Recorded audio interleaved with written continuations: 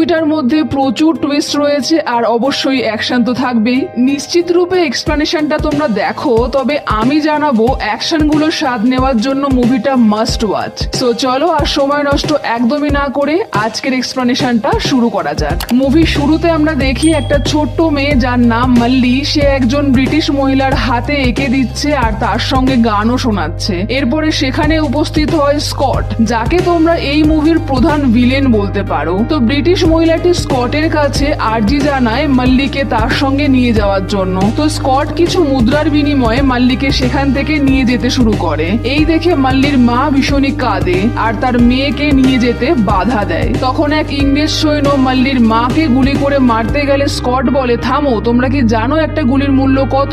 ইন্ডিয়ানসদের গুলি করে মারলে সেটা ওয়েস্টই হয়ে যাবে। একজন ইন্ডিয়ানসের জীবনের থেকে একটা গুলির মূল্য অনেক বেশি, তো অন্য কোনো উপায়ে মারো। তারপরে ইংরেজ সৈন্যটি মাল্লির মাকে নৃশংসভাবে হত্যা করে সেখান থেকে মাল্লিকে নিয়ে চলে যায়। পরবর্তী সিন শিফট হয় দিল্লিতে, আর সেখানে আমরা দেখি প্রচুর মানুষ মিলে ইংরেজদের বিরুদ্ধে প্রোটেস্ট করছিল। সেই ভিড়ের মধ্যে একজন একটা পাথর ছুঁড়ে মারে, যেটা ভেতরে এক ব্রিটিশ অফিসারের ফটোয় গিয়ে লেগে ফটোটা ভেঙে যায়। তো সেখানে উপস্থিত অফিসার বলে যে এই পাথরটা মেরেছে তাকে ধরে নিয়ে আসো এখানে। এবারে এন্ট্রি হয় আমাদের এই মুভির একজন লিড রোল রামের, যে নিজে একজন ইন্ডিয়ান, তবে সে ব্রিটিশদের আন্ডারে একজন অফিসার হিসেবে কাজ করে। তো রাম ওই ভিড়ের মধ্যে গিয়ে কোনো ক্রমে সেই ছেলেটিকে ধরে অফিসারের সামনে নিয়ে আসে। কিন্তু এত বাহাদুরি দেখিয়েও রামের স্পেশাল ফোর্সে প্রমোশন হয় না, আর এতে করে রাম ভীষণই রেগে যায়। এরপরে আমাদের একজন লোককে দেখানো হয় যিনি নবাবের তরফ থেকে এসেছেন। তিনি বলেন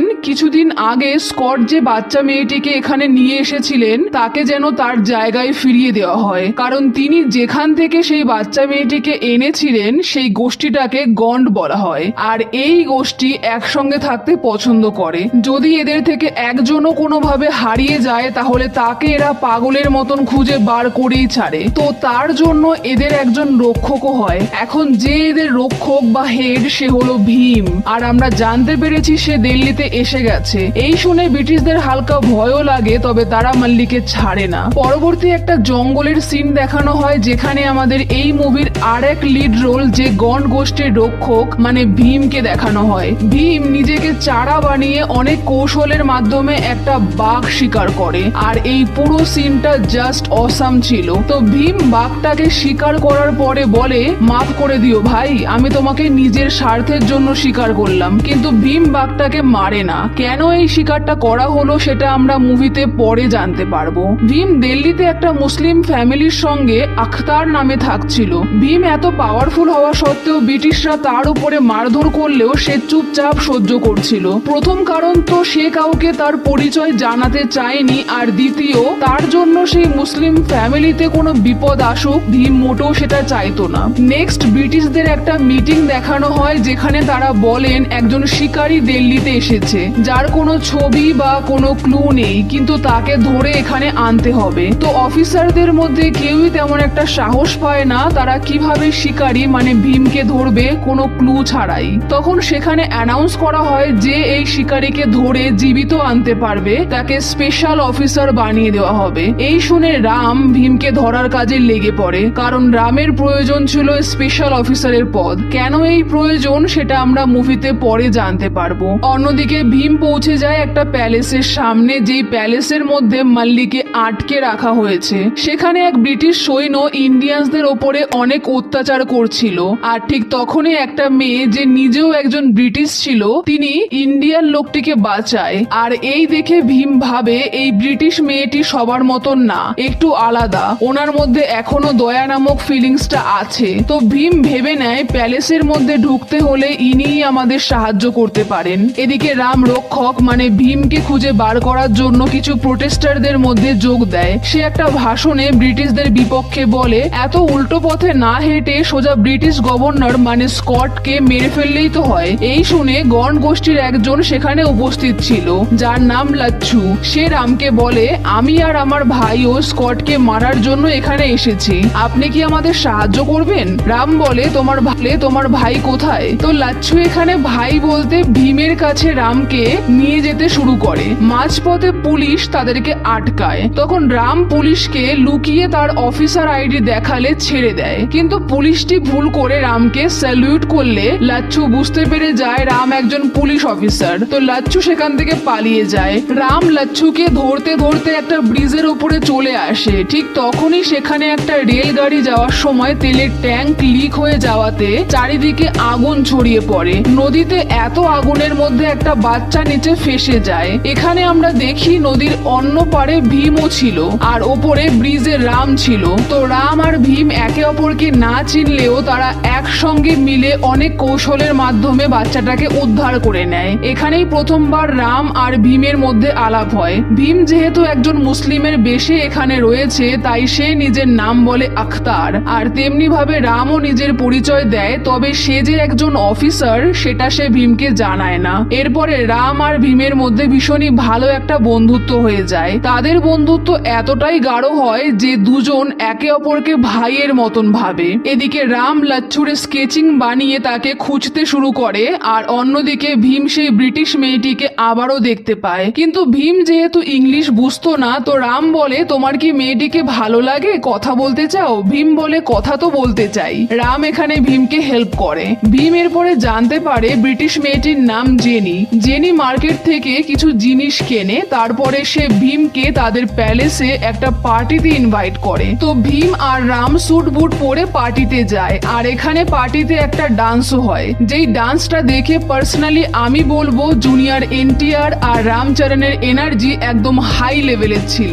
পার্টি শেষ করে জেনি ভীমকে তার প্যালেসে নিয়ে যায় কফি খাওয়ানোর জন্য আর কথা বলতে। ভীম প্যালেসে গিয়ে মাল্লির গানের আওয়াজ পায়, তো সে জেনিকে বাহানা করে কিছু খাবার আনার জন্য বলে মাল্লিকে প্যালেসের চারিদিকে খুঁজতে শুরু করে। ফাইনালি ভীম মাল্লিকে খুঁজে নেয়। মাল্লি ভীমকে দেখে খুশিতে আন্না আন্না বলে ডাকতে শুরু করে। আন্না বলতে এখানে বড় ভাইকে বোঝানো হয়। মাল্লি তখনই তার বাড়িতে ফিরে যেতে চায়, তার মাকে দেখার জন্য বায়না করে, কিন্তু মাল্লি এখানে এখনো জানে না যে তার মা আর বেঁচে নেই। তো ভীমের চোখে জল চলে আসে আর সে ভীষণ ইমোশনাল হয়ে যায়, কিন্তু ভীম পর মুহূর্তে নিজেকে সামলে নেয় আর সে মাল্লিকে বলে আমি তোমাকে খুব শীঘ্রই এখান থেকে নিয়ে যাব। অন্যদিকে রাম লাচ্ছুকে খুঁজে নেয় আর তাকে ভীষণ মারধর করে, কিন্তু লাচ্ছু তার মুখ খোলে না। তো রাম কিছুক্ষণের জন্য বাইরে গেলে লাচ্ছু একটা বিষাক্ত সাপকে তার হাতে লুকিয়ে নেয়। রাম ভেতরে এলে লাচ্ছু সাপটা রামের গায়ে ছেড়ে দেয় আর সাপটা রামকে কামড়ে দেয়। লাচ্ছু বলে এটা এমনই একটা বিষাক্ত সাপ যার কামড়ে তুমি 1 ঘন্টার মধ্যে মারা যাবে। তো রাম লাচ্ছুকে ছেড়ে দেয় সেখান থেকে, আর তখনই রাম লাচ্ছুর গলায় একটা স্পেশাল গলা বন্ধনী দেখতে পায়। রাম ওই অবস্থায় অনেক কষ্টে ভীমের কাছে যায়। ভীম রামকে দেখে বলে ভাই তোমার কিছু হবে না, আমি তো রয়েছি। ভীম এরপরে জড়িবুটি বানিয়ে রামকে খাওয়ায় আর নিজের গলার থেকে সেই স্পেশাল গলা বন্ধনীটা রামকে পরিয়ে দেয়। এই দেখে রাম বুঝতে পেরে যায় এই হলো সেই শিকারী যাকে সে এতদিন ধরে পাগলের মতন খুঁজছে। এরপরে ভীম রামকে তার বাড়িতে নিয়ে গিয়ে শুইয়ে দেয় আর বলে জড়িবুটি কাজ করছে, তুমি কালকের মধ্যেই সুস্থ হয়ে যাবে। আমার একটা জরুরি কাজ আছে, আমি এখন চলে যাচ্ছি। রাম কিন্তু এখানে ভীমকে একদমই হাতছাড়া করতে চায় না, তাই সে ভীমকে আটকায়। ভীম ভালো মনে ভাবে রাম হয়তো তাকে তার পাশে চাইছে এখন, এবং এখানেই ভীম রামকে সব সত্যি কথা জানিয়ে বলে ভাই আমার নাম আখতার না, আমি ভীম। আমাদের গোষ্ঠীর একটা ছোট্ট বাচ্চা মেয়েকে ইংরেজরা এখানে তুলে নিয়ে এসেছে, আর আমরা আজ রাত্রেই সেখানে হামলা করে মাল্লিকে উদ্ধার করব। তো আমাকে এখন যেতেই হবে। ভীম একটা বড় ট্রাক নিয়ে স্কটের সেই পার্টিতে পৌঁছে যায়, আর তারপরেই আমাদের সামনে এটা পরিষ্কার হয় সেদিন ভীম বাঘটাকে কেন শিকার করেছিল। ভীম শুধু একটা বাঘই নয়, অনেক জঙ্গলি পশু নিয়ে এসেছে ইংরেজদের বিরুদ্ধে লড়াই করার জন্য, আর এই সিনটা জাস্ট ওয়াও ছিল। তো এরপরেই সেই জঙ্গলি পশুগুলো সেখানে উপস্থিত ইংরেজদেরকে ছিঁড়ে খেতে শুরু করে। যেহেতু পশুগুলো জঙ্গলি ছিল, তো কয়েকটি বাঘ ভীমকেও আক্রমণ করে, কিন্তু ভীম তো অবশ্যই বাঘের সঙ্গে লড়াইয়ের কৌশল জানে, তাই সে এই সবের মধ্যে দিয়ে মাল্লির কাছে পৌঁছাতেই যাবে, ঠিক তখনই ভীমের সামনে পুলিশ অফিসারের খাকি পোশাকে রামের এন্ট্রি হয়। ভীম তো রামকে অফিসারের বেশে দেখে পুরোই অবাক হয়ে যায়। ভীম বলে তুমি একজন পুলিশ অফিসার? রাম বলে আমি তোমায় গ্রেপ্তার করতে এসেছি। ভীম অবাক হয়ে বলে গ্রেপ্তার? আমার কি দোষ? আমাদের গোষ্ঠীর একটা মেয়েকে ইংরেজরা এখানে তুলে নিয়ে এসেছে, আর আমি তাকে এখান থেকে নিয়ে যাওয়ার জন্য এসেছি। এখানে আমি কি করলাম? আমি তোমাকে আমার ভাই মনে করে সব কথা জানিয়েছিলাম। রাম বলে আমি ওসব বুঝি না, আমি এখন আমার ডিউটি করছি, তুমি সারেন্ডার করো। কিন্তু ভীম মোটেও সারেন্ডার করে না আর সে মাল্লিকে নিতে চলে যায়। এখানে কিছু অসাধারণ ফাইট সিন হয়। মারপিট করতে করতে রাম এক পর্যায়ে এসে একটা সুযোগও পেয়ে যায় ভীমকে মেরে ফেলার, কিন্তু সে ভীমকে মারতে পারে না। আর তারপরে রাম ভীমকে বলে তুমি সারেন্ডার করো, নয়তো মাল্লিকে গুলি করে মেরে ফেলা হবে। ভীম ভীষণই কষ্টে বাধ্য হয়ে সারেন্ডার করে। এরপরে অবশেষে রামের প্রমোশন হয় অ্যাজ আ স্পেশাল অফিসার। কিন্তু রামের চোখে জল ছিল। রাম যাকে নিজের ভাইয়ের মতন ভালোবাসতো তাকে ধরিয়ে সে আজকে স্পেশাল অফিসার হয়েছে। আর তারপরে আমাদের এই মুভির আর একটা টুইস্ট দেখানো হয়, যেখানে আমরা দেখি রামের বাবাও একজন ইংরেজ সেনা ছিল, কিন্তু তিনি তার সেনার পদটি ছেড়ে দিয়েছিলেন কারণ তার চোখের সামনে ইন্ডিয়ানদের ওপরে যেভাবে নৃশংস অত্যাচার করা হতো সেটা তিনি সহ্য করতে পারেননি। রামের বাবাও স্বাধীনতা সংগ্রামে যোগ দেয় আর তিনি তার গ্রামের সবাইকে ট্রেনিং দিতেন, কিন্তু তাদের কাছে কোনো বন্দুক ছিল না। সারা গ্রামের মধ্যে শুধুমাত্র রামের বাবার কাছেই একটা বন্দুক ছিল। এখানে রামের মা, রামের ছোট ভাই এবং সীতাকেও দেখানো হয়। রামের সঙ্গে সীতার ছোটবেলার থেকেই বিয়ে ঠিক হয়ে থাকে। তারপরে একদিন রামের গ্রামে ইংরেজ সৈন্যরা হামলা করে দেয়। এই হামলায় অনেক গ্রামবাসী, রামের ছোট ভাই আর তার মাও মারা যায়। রামের বাবার গায়েও গুলি লাগে। বাবা ছোট্ট রামকে ইংরেজদের ওপরে গুলি চালাতে বলে। রামকেও তার বাবা ট্রেনিং দিয়েছে, তো ছোট্ট রাম চোখের সামনে নিজের মা ভাইকে মরতে দেখেও তার বাবার কমান্ড শুনে কাঁদতে কাঁদতে গুলি চালানো শুরু করে। রামের বাবা পাশ থেকে বলছে, রাম বন্দুকে গুলি লোড কর, এইম করে নে, শুট কর। রাম ঠিক সেটাই করে আর কিছুক্ষণের মধ্যেই সেখান থেকে ইংরেজরা হার মেনে চলে যায়। তো রামের বাবা মারা যাওয়ার আগে রামকে বলে যায়, দেখলি তো আমাদের কাছে একটাই বন্দুক ছিল আর তাতেই ওরা হার মেনে নিয়েছে। যদি প্রত্যেক ইন্ডিয়ানসদের হাতে এক একটা করে বন্দুক থাকে তাহলে ভাব আমরা ইংরেজদের বিরুদ্ধে লড়াই করতে পারবো আর ওরা এভাবেই এই দেশ ছেড়ে চলে যাবে। তো ছোট্ট রাম তার বাবার কাছে প্রতিজ্ঞা করে যে সবার হাতে বন্দুক থাকবে। এরপরে আমাদের প্রেজেন্ট সময়তে দেখানো হয় রাম সীতাকে চিঠি লেখে আর এই চিঠির মাধ্যমে রামের আসল প্ল্যান কি সেটা আমরা জানতে পারি। চিঠিতে লেখা ছিল, সীতা আমরা যে প্ল্যানটা করেছিলাম সেই প্ল্যান অনুযায়ী সবকিছু এগোচ্ছে। আমি এখন স্পেশাল অফিসার হয়েছি আর এর ফলে আমার হাতে ইংরেজদের যে সমস্ত অস্ত্রশস্ত্র পাঠানো হয় তার দায়িত্ব খুব শীঘ্রই আসতে চলেছে। বাবাকে যে কথা দিয়েছিলাম সবার হাতে বন্দুক থাকবে, আশা রাখছি আমাদের সেই প্ল্যানটা খুব শীঘ্রই সফল হবে। আমার খুবই খারাপ লাগে যাদের জন্য আমি এত কিছু করছি তাদেরকেই আমাকে অত্যাচার করতে হচ্ছে। আমি যাকে নিজের ভাইয়ের মতন ভালোবাসতাম আমি তাকেও কষ্ট দিয়েছি। তো এখানেই আমরা বুঝতে পেরে যাই যে রাম ইংরেজদের সৈন্য হিসাবে কাজ করলেও সে এত কিছু করছে ইংরেজদের বিশ্বাস অর্জন করে তাদের হাতিয়ার ইন্ডিয়ানসদের হাতে তুলে দেওয়ার জন্য। নেক্সট ভীমকে সবার সামনে আনা হয়। স্কট বলে ওকে হাঁটু গেড়ে বসে ক্ষমা চাইতে বলো। রাম ভীমকে বলে তুমি ক্ষমা চেয়ে নাও, না হলে তুমি মারা যাবে। কিন্তু ভীম হাজার কষ্ট সহ্য করেও ইংরেজদের সামনে হাঁটু গেড়ে বসে মাথা নিচু করে না। রাত্রিবেলায় রামের কাছে খবর আসে আজ থেকে দুদিন বাদে একটা বড় অস্ত্রের ডিল হবে আর সেই ডিলের দায়িত্ব রামকে দেওয়া হবে। এই ছিল সেই সুযোগ যার জন্য রাম এত দিন ধরে অপেক্ষা করছিল।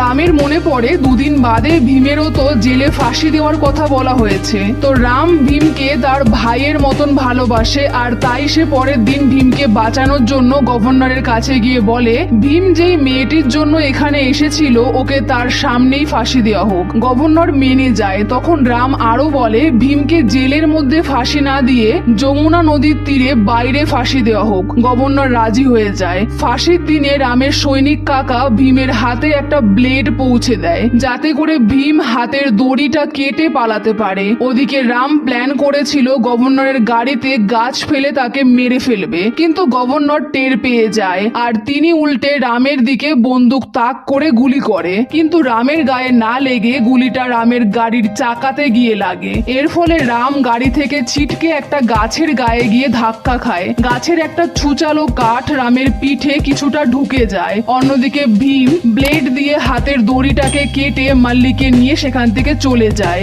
আর রাম ইংরেজ সৈনিকদের হাতে ধরা পড়ে যায়। এই ঘটনার অনেক দিন কেটে যায়। রামকে জেলে ভরে দেওয়া হয়েছে আর তার উপরে অকথ্য অত্যাচার বেড়েই চলেছে আর ভীমকে তখনও ইংরেজ সৈনিক খুঁজে চলেছে। ভীম এক গ্রামে মাল্লি আর তার কিছু মানুষকে নিয়ে আশ্রয় নেয়, কিন্তু সেখানে সেখানে ইংরেজ সৈনিক চলে আসে ভীমকে খুঁজতে খুঁজতে। ইংরেজ সৈনিক প্রায় ভীমকে খুঁজেই নিচ্ছিল, তবে এখানেই উপস্থিত ছিল সীতা, মানে রামের গার্লফ্রেন্ড। সে অফিসারকে বলে, স্যার আমাদেরকে বাঁচান, আমাদের এখানে কিছু বসন্ত রোগের পেশেন্ট রয়েছে। এই প্রসঙ্গে বলে রাখি, সেই সময়তে বসন্ত রোগকে মানুষ ভীষণই ভয় পেত, কারণ তখনকার সময়তে এটা হওয়া মানেই মৃত্যু অনিবার্য ছিল। তো পুলিশ সেখান থেকে ছোঁয়াচে রোগের ভয়ে চলে যায়। আর ভীম সীতার সঙ্গে কথা বলে জানতে পারে সীতা রামের গার্লফ্রেন্ড। সীতা রামের ফ্ল্যাশব্যাক বলে যে রাম কেন ইংরেজদের সৈনিক হিসাবে কাজ করছে, এবং সীতা এটাও জানায় যে সে কেন এখানে এসেছে,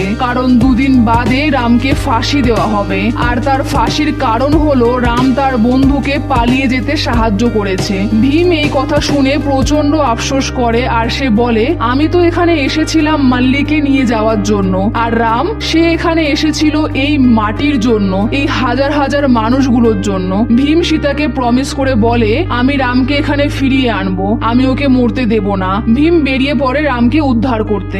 অন্যদিকে রামকে রাখা হয়েছিল একটা ছোট্ট জায়গার মধ্যে, যেখান থেকে নড়াচড়া অব্দি করা যাবে না, কিন্তু ভীম বহু কষ্টে রামকে খুঁজেই নেয়। তারপরে রাম আর ভীম একসাথে ব্রিটিশ সৈনিকদের সঙ্গে লড়াই করে, আর এখানকার একটা অ্যাকশন জাস্ট দেখার মতন ছিল। ভীম আর রাম একটা জঙ্গলের মধ্যে আশ্রয় নেয়, কিন্তু রামের অবস্থা ভীষণই খারাপ ছিল, সে চলতে অব্দি পারছিল না। তো ভীম প্রথমে রামকে জড়িবুটি দেয়, তারপরে তারা যেখানে আশ্রয় নিয়েছিল সেটা ছিল ভগবান রামের মন্দির। তো যেহেতু তাদের কাছে কোনো অস্ত্র ছিল না, তাই রাম মন্দির থেকে ভগবান রামের তীর ধনুক নিয়ে নেয়। এবার শুরু হয় ইংরেজদের সঙ্গে তাদের যুদ্ধ। রাম এবং ভীম দুজনই তাদের শক্তি আর বুদ্ধির সাহায্যে সবাইকে মেরে ফেলে। তারপরে তাদের ফাইনাল টার্গেট ছিল স্কট। তো রাম আর ভীম প্রথমে প্যালেসটাকে ধ্বংস করে, তারপরে স্কটকে ধরে নেয়। স্কট নিজের জীবনের ভিক্ষা চাইতে লাগলে রাম ভীমকে বন্দুক দিয়ে বলে, ভীম গুলি লোড করো, এইম করো আর শুট। ভীম শুট করে আর গুলিটা স্কটের বুক ভেদ করে বাইরে বেরিয়ে যায়। এবং শেষ সিনে আমরা দেখি রাম আর ভীম অস্ত্রভর্তি গাড়ি নিয়ে গ্রামে ফিরে এসেছে। আর রামের বাবার যে শেষ ইচ্ছে ছিল প্রত্যেকের হাতে বন্দুক থাকবে, সেই ইচ্ছেও পূরণ হয়। রাম ভীমকে অনেক ধন্যবাদ জানায় আর বলে, ভাই আমি তোমার জন্য কি করতে পারবো? ভীম বলে, শিক্ষা, একমাত্র শিক্ষাই পারে আমাদের জীবনের অন্ধকার জায়গাগুলোকে আলোর রূপ দেখাতে। ভীম সীতার হাতে রামের হাত তুলে দেয়, আর অন্যদিকে জেনি আর ভীমেরও সম্পর্ক দেখানো হয়। আর এখানেই আর মুভিটা শেষ হয়ে যায়।